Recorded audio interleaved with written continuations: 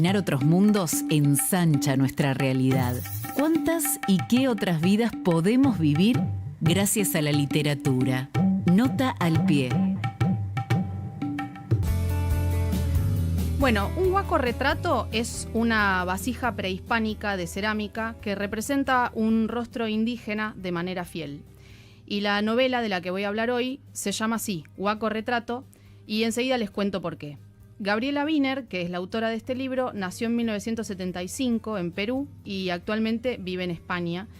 Es una escritora y es cronista de lo que se llama el periodismo gonzo, que es esa forma de periodismo que no busca la objetividad de la noticia, sino que asume una primera persona comprometida que permite una cuota importante de crítica social. ¿Por qué traje esta novela? Bueno, porque cuenta, a través de una crónica de investigación familiar, una relación de tensión entre las ramas del árbol genealógico de la protagonista, que la protagonista es un trasunto de la autora, es lo que se conoce como un trasunto, que es decir, una representación literaria de ella. La narradora y la protagonista de la novela se llama también Gabriela Wiener. En términos más amplios, la novela cuenta una tensión entre culturas, entre la cultura europea y la cultura americana en la propia biografía de la protagonista. La novela intenta reconstruir una parte del pasado de la familia de Wiener, particularmente la historia de su tatarabuelo, Charles Wiener, famoso por haber casi descubierto Machu Picchu. Este Charles Wiener es lo que la narradora llama un huaquero, es decir, un blanco saqueador, que a fines del siglo XIX y en nombre de la ciencia se llevó a Europa unas 4.000 piezas precolombinas, unos 4.000 huacos retratos, justamente. Y su tatarabuelo es un exponente del racismo científico, esa creencia vigente hasta la Segunda Guerra Mundial que, mediante estudios de antropometría y craniometría, justificaba la superioridad racial del hombre blanco. Pero además es un blanco que se ocupó de dejar descendencia mestiza en tierra americana porque tuvo un hijo bastardo con una mujer a la que abandonó mientras estaba embarazada, el bisabuelo de la protagonista. La narradora, entonces, como decía, desciende de él y también de familia chola. Entonces es a la vez una migrante sudaca, chola, cholísima en España, también bisexual, también poliamorosa, y todo ese entramado racializado y generizado es el lugar de enunciación de ella en esta novela. La novela, la narración, comienza con una escena donde la protagonista visita en París el Museo Etnográfico, donde hay una sala que está dedicada justamente a su tatarabuelo. Y ella se ve reflejada en los vidrios de las vitrinas que contienen los huacos retratos y empieza a preguntarse, a raíz de la muerte reciente de su padre, que es lo que motiva la escritura, cuánto se parece ella misma a esas piezas y también a los seres humanos que su tatarabuelo se robó de Perú, porque sí, se robó seres humanos. Dice Heinrich Böll, en una cita que la autora toma como epígrafe, dice: entre padres e hijos la perplejidad parece ser la única posibilidad de comprensión. Entonces la novela se ubica en esta actitud de perplejidad, en una suerte de perplejidad ampliada, no solo hacia los padres, sino hacia el árbol genealógico hasta sus mismas raíces.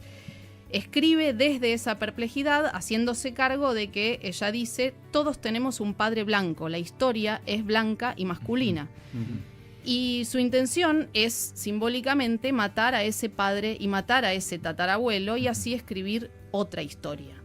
¿Cómo escribir otra historia para sí misma? Bueno, yendo al hueso del pasado, ¿no? Desmitificando el mito familiar, porque en su familia, este Charles Wiener es muy bien ponderado. En todas las casas familiares hay un retrato de este sujeto. Entonces ella se ocupa, en esta narración, de mostrar que el tatarabuelo es un blanco saqueador que desprecia la cultura indígena a la que ella pertenece, un blanco que compró un niño indígena como esclavo con la excusa de salvarlo de su madre borracha, llevándolo a Europa, y un blanco que colaboró con el Jardín de Aclimatación, que era un zoológico humano que funcionó en París hasta la primera década del siglo XX. Hubo zoológicos humanos en Europa hasta casi mediados del siglo XX. al que la autora llama el Disney del colonialismo, porque nota al margen, además de que tiene toda esta interesante temática y postura, la novela tiene un muy, muy agudo sentido del humor y de la ironía. Pero la cosa es que este Wiener, el mito familiar, también es un farsante, porque tuvo éxito porque supo vender su imagen, pero en verdad era bastante poco serio, científicamente hablando. Ella en la investigación se encuentra con varios trabajos que critican de manera muy profunda la metodología de su tatarabuelo. Y el padre de la protagonista, cuya muerte es lo que motiva esta reconstrucción, es también un farsante porque es un militante revolucionario de izquierda que no tuvo la capacidad de tener en su vida personal la rectitud por la que bregaba en su vida pública. Resulta que cuando él se muere, ella confirma su eterna sospecha de que el hombre tenía una doble vida, una familia paralela directamente. Entonces la novela tiene, en este sentido, un tono medio de ajuste de cuentas, Sí. Con el lado blanco de su familia, con el lado invasor, pero al mismo tiempo, y esto me parece que es lo más interesante, la novela se pregunta qué de Wiener, de su padre infiel y de su tatarabuelo fraude, hay en ella misma. Y es una gran pregunta, me parece, histórica y filosófica, con la que se mete la novela, que es su relación con la otredad, la relación con la otredad, ¿no? ¿Qué de los otros hay dentro del sí mismo? Y aunque el libro tiene mucho de autoficción y autobiografía, porque habla todo el tiempo de su familia nuclear y de sus relaciones sexoafectivas y de la descendencia, me parece que también entrama lo individual con lo colectivo, ¿no? Con lo cultural, buscando descolonizar la historia de alguna manera. La historia con mayúscula y la historia también con minúscula. Sí. Estaba pensando en tantas cosas que a veces me cuesta decir una sola, porque es como pasa generalmente en la literatura, que el relato a veces desborda tanto de sentido que decir una sola cosa me parece poco, pero voy a tratar de ensayar lo siguiente. En esta idea de que es literaria aquí, pero de mestizaje, uno puede pensar, digamos, pensarse siempre uno mismo, más allá del mestizaje que nos toca, en el sentido de cuánto como individuos y pertenecientes a una cultura tenemos en nosotros de farsa, de intento de superioridad cultural, y cuando detrás hay una moral que es totalmente contraria a esa superioridad cultural y moral. Cuánto también podemos decir, eso lo último que señalabas, ¿no? Cuánto de lo que vemos en los otros y que parece una exterioridad absoluta y que señalamos también tenemos dentro, y solamente con lo poquito que dijiste, ¿no? Yendo al texto quizá podamos decir muchísimo más acerca de eso. Sí, totalmente. A mí me parece que esa es una pregunta muy potente, ¿no?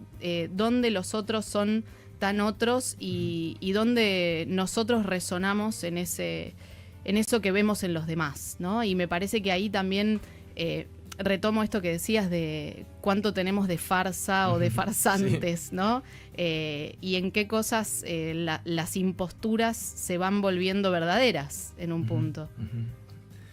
Sí, yo mencionaste que elige el género de periodismo bonzo. ¿Qué sería? ¿Por qué elige eso, ese estilo de escritura? No es un estilo de escritura, es un género de escritura. Es un, ¿no?, género, sí, es un género que básicamente tiene mucho que ver con la crónica, ¿no? Con la crónica periodística, pero con la idea de que el periodismo, o una manera de hacer periodismo que no es...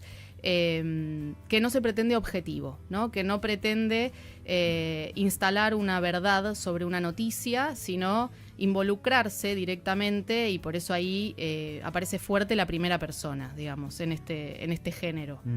¿Y qué tendría que ver eso con la idea de ajuste de cuentas en el relato?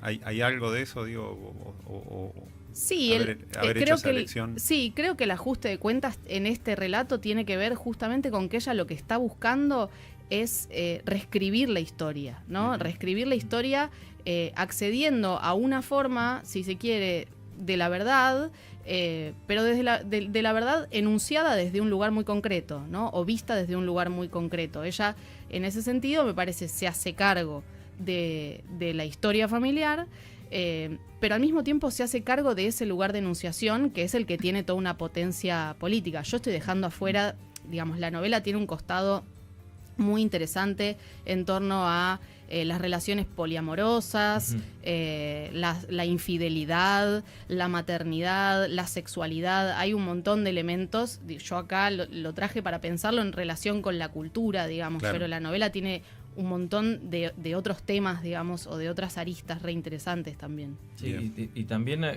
por lo que escuché, hay algo que es muy, digamos, de lo que representa la cultura, ¿no? De esta tensión entre lo individual y lo colectivo, porque en la búsqueda de justicia, que es una búsqueda entre la propia justicia colectiva, ¿no? La búsqueda de justicia, de ajusticiar en términos históricos lo que sucedió, también hay una búsqueda de justicia hacia adentro, hacia aquello que me forma, digamos, históricamente, ¿no? De resolver tensiones internas. Sí, eso se nota mucho en la novela, justamente en los conflictos que atraviesa esa primera persona. Esa voz narrativa está muy en conflicto con sus vínculos familiares, con esta trieja, ¿no? Porque no tiene pareja, tiene una trieja y tiene... Mirá que no conocía esa palabra. Trieja. Bueno, ahí está. ¿Podemos repetir el nombre del libro? Sí, cómo no. El libro se llama Huaco Retrato y la autora es Gabriela Wiener, que se escribe Wiener con W al inicio. Bueno, me vi parecido al tipo que sale en la foto, pero no tiene nada que ver conmigo. Bueno, excelente, Nina, muchas gracias. No, gracias a vos. Pasaba Nina Jäger por El estado de la cuestión.